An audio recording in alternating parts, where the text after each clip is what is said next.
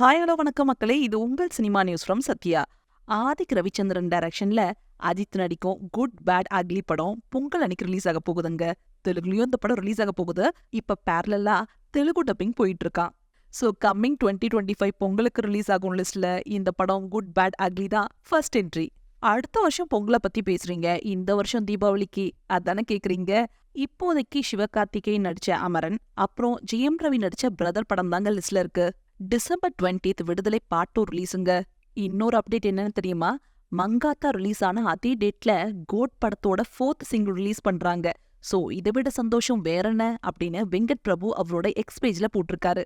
அதாவது நாளைக்கு கோட் படத்தோட 4th சிங்கிள் ரிலீஸ் ஆக போகுதுங்க. ஆடியோ லான்ச் இல்லாமயே சிங்கிளா ரிலீஸ் பண்ணி படத்தை ரிலீஸ் டேட் வரைக்கும் கொண்டு வந்துட்டாங்க நம்ம கோட் பட டீம்.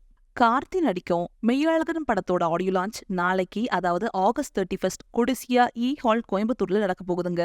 அதோட போஸ்டர் எல்லாம் பார்த்திருப்பீங்க. ஆனா அவர் கையில பச்சை குத்தி இருப்பாரு பாத்தீங்களா? அதுல தோனி பெயரை பச்சை குத்தி இருக்காரு. சோ மெய்யழகன் படத்துல கார்த்திக் கேரக்டர் தோனி ஃபேனா இருக்கலான்னு சோசியல் மீடியாவில ட்ரெண்ட் ஆகிட்டு இருக்குங்க. இன்னும் பல சினிமா அப்டேட்டுகளோட அடுத்த வீடியோல சந்திக்கலாம். இந்த வீடியோ உங்களுக்கு பிடிச்சிருந்தா லைக் பண்ணுங்க, ஷேர் பண்ணுங்க, மறக்காம சப்ஸ்கிரைப் பண்ணுங்க.